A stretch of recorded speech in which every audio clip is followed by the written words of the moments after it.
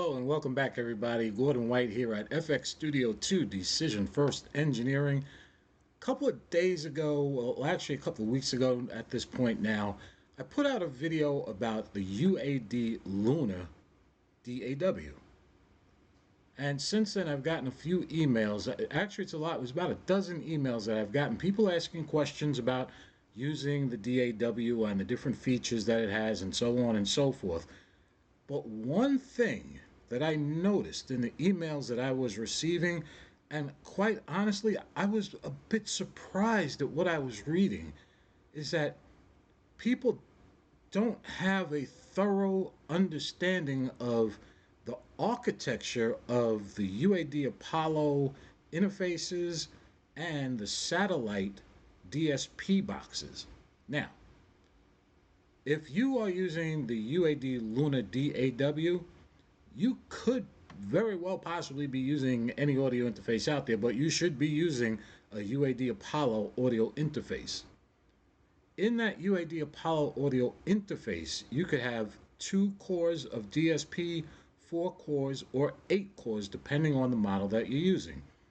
For simplicity's sake, I'm going to go ahead and refer to the UAD Apollo Twin, one of their less expensive models, and it only has 2 cores of DSP. I'm also going to refer to the UAD Satellite Quad Core. Quad Core meaning gives you 4 cores. So, if you have the Apollo Twin and the Satellite Quad, you have a total of 6 cores of DSP. That should be pretty straightforward. And that's not where the confusion is coming from. The confusion is coming from how to use this DSP,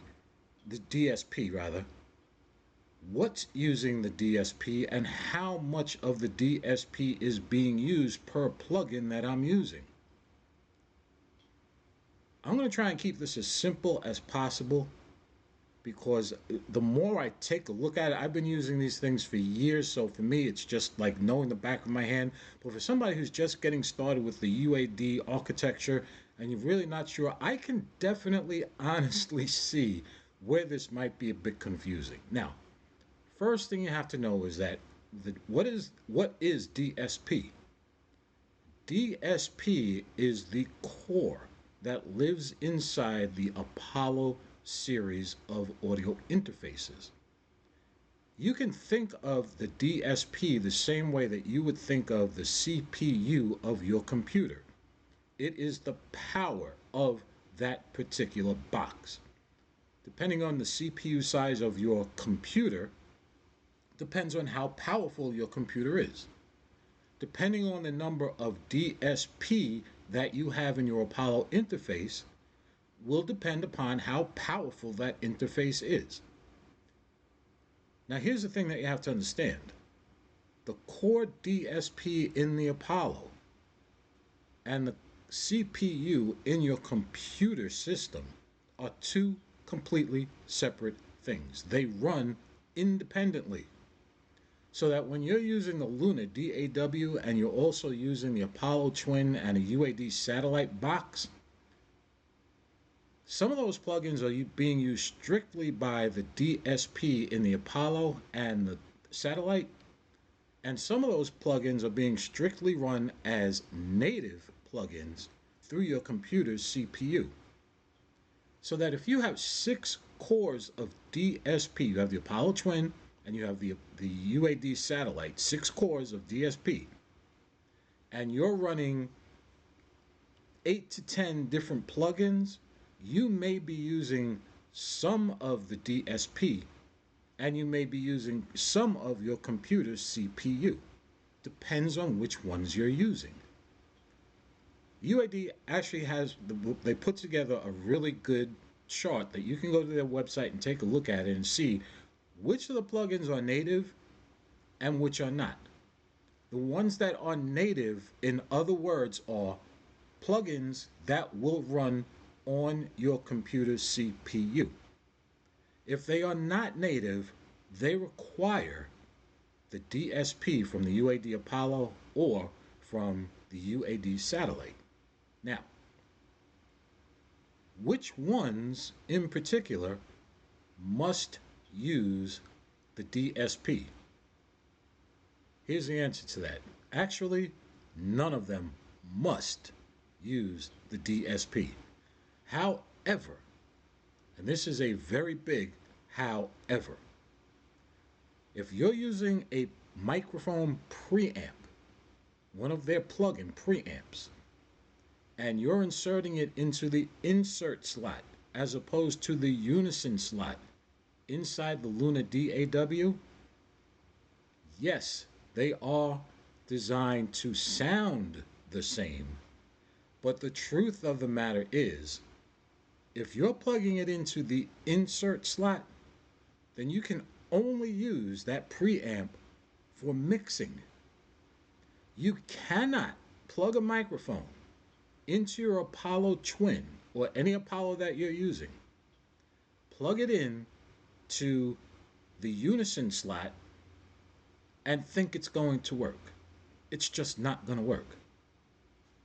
If you record a vocal without using any of the UAD preamp plugins, and you've got it recorded, it's been tracked, it's on the DAW now, it's been recorded, and then you go back into the DAW and plug a UAD preamp into the insert slot, it will then work and work correctly, because that's mixing. When you're recording live a microphone and you want the true functionality of that DSP chip and everything that it's capable of doing, you want to plug that preamp into the unison slot, and then you can record live. A live vocal, you have an acoustic guitar playing in the background, and you have the vocalist standing in front of him, and he's singing into a microphone, and you're doing this all live. That microphone that's miking that acoustic guitar must be plugged into the unison slot. That microphone that the vocalist is using, that plug-in, that preamp plug-in, must be plugged into that unison slot. Again, if you've already recorded an acoustic guitar and a couple of vocals, and you have those 3 tracks recorded sitting on your DAW, now you can take one of the preamps and plug them into the insert slot and use the power of that preamp to further colorize, add harmonic distortion, whatever it is that you're trying to do, to that already recorded track. I hope you're seeing the difference, because the emails, and I'm not picking on anybody here. I know that this game that we call audio engineering can be quite confusing sometimes, so I'm not picking on anybody, but you have to understand the difference. There are other stipulations between using your CPU within your computer and the DSP chip within the Apollo.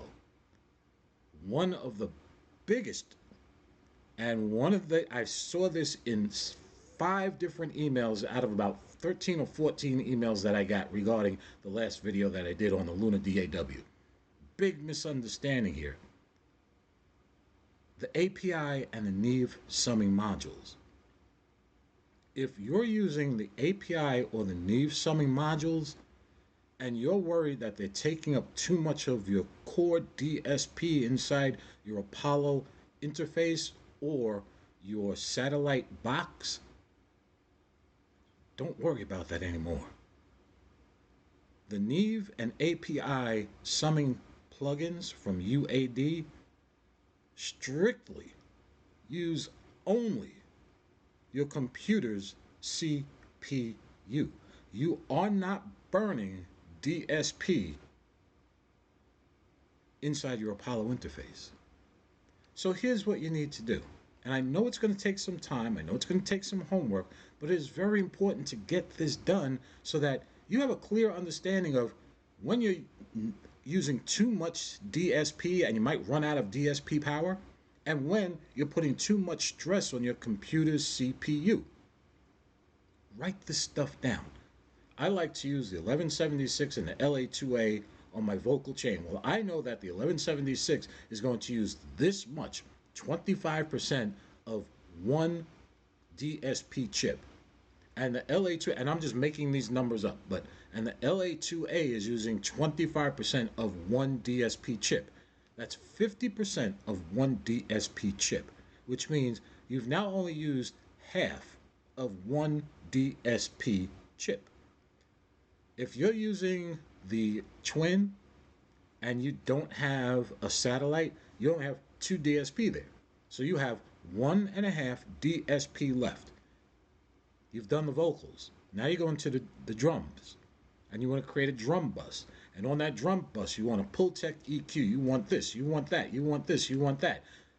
You figure out the math. The math is on the UAD website. It will tell you exactly how much percentage of a DSP chip each and every plugin that they have uses. You add up the math and you find that you're using 80% of one DSP chip just for your drum bus. So for the vocals, they've taken half of a DSP of one DSP, and for your drum bus, they've taken 80% of a second DSP. So you've used 50% here and 80% here. You've got 50% left here, and you've only got 20% left here.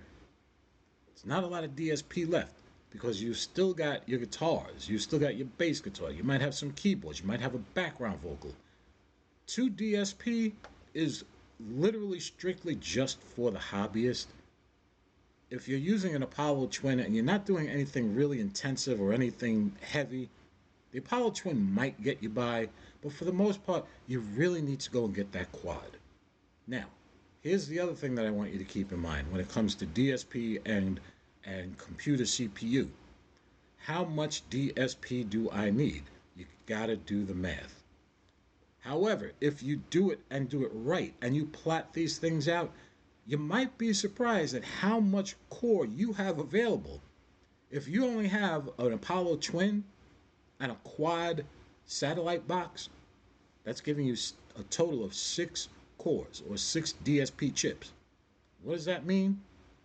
You can load up 6 and you will be fine. But once you go any higher than that 6 cores, things are going to start to sound funny. The sound is going to lag a bit. You're going to hear pops and crackles and things like that.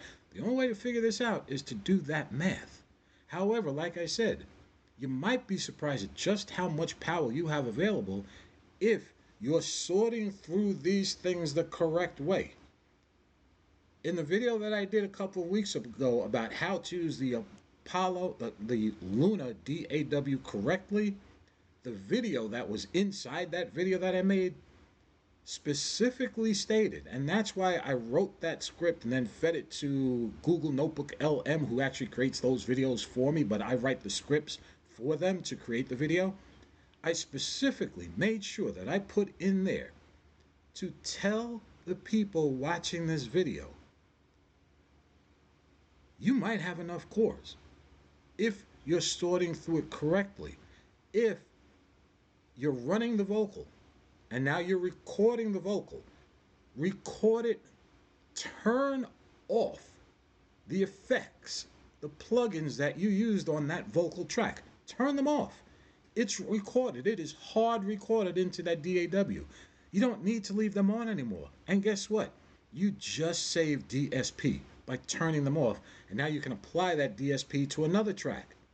Because here's what a lot of folks are doing. They go ahead and they record the vocal track.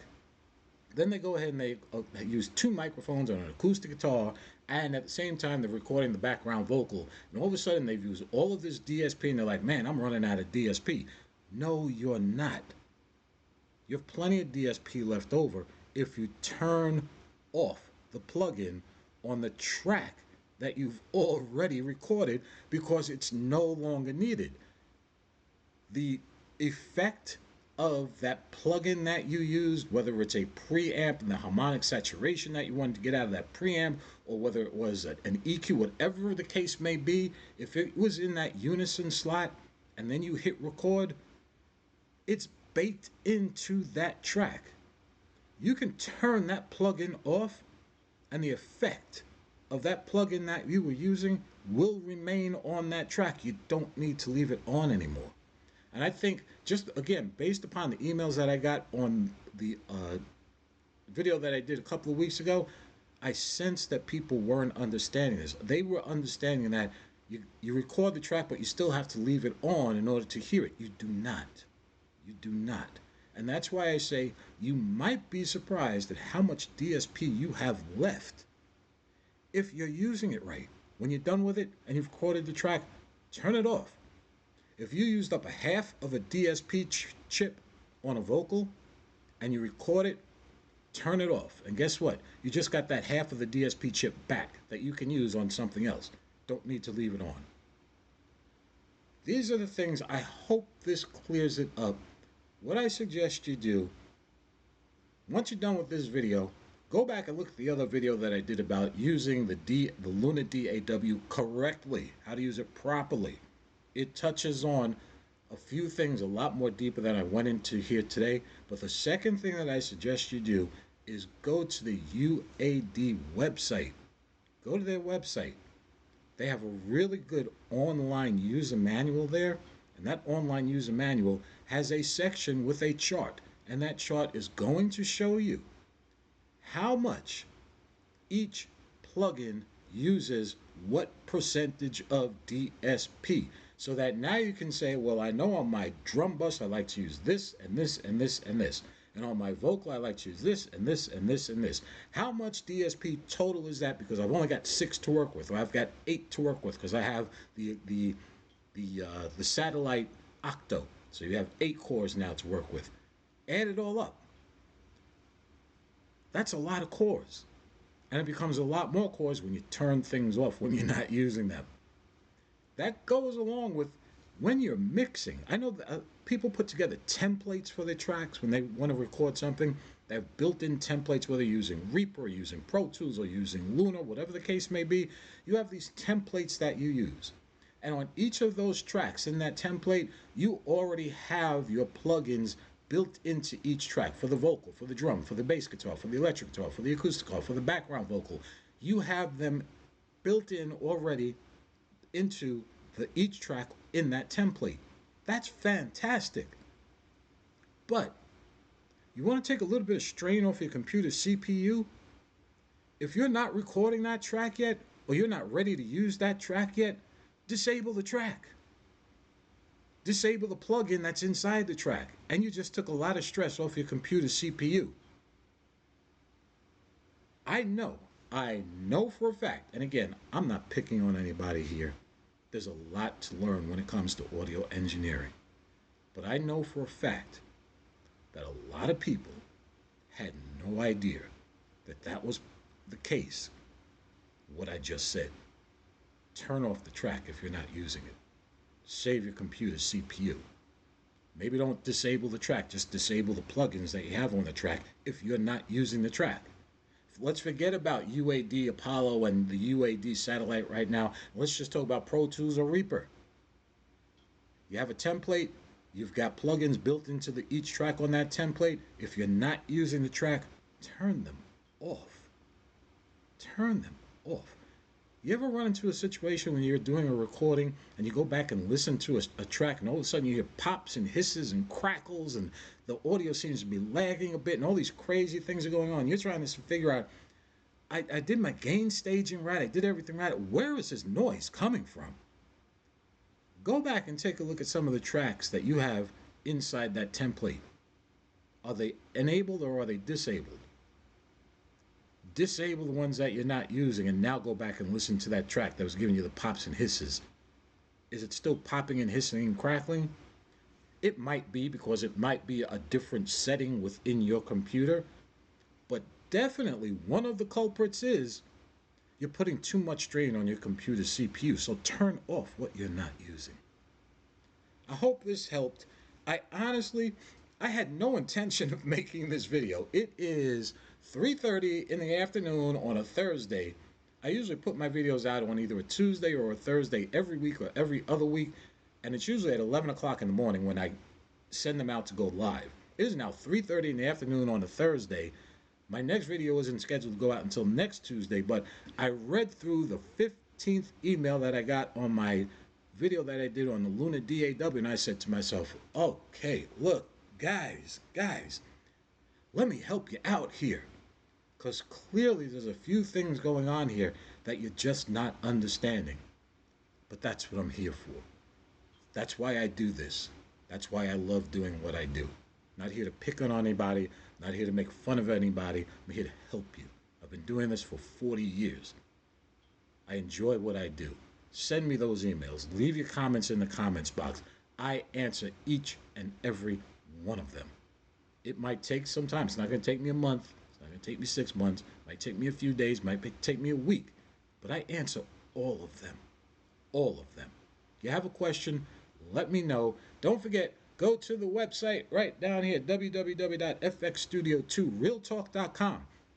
I've got some great information there on the Decision First Engineering Protocol System. If you're not familiar with it, go to that website, take a look at the information. I've also got some videos here on YouTube about the DFE Protocol System, which is Decision First Engineering.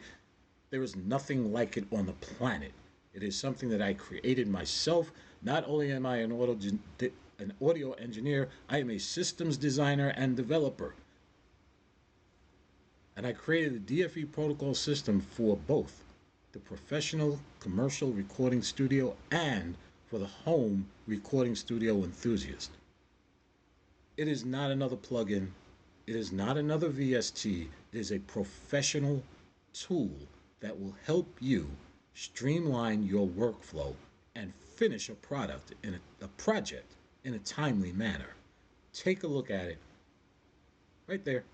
www.fxstudio2realtalk.com. Gordon White out. Everybody stay safe. Keep doing what you're doing. Keep creating. And remember this. Don't ever let session fog take over your recording studio. GW out.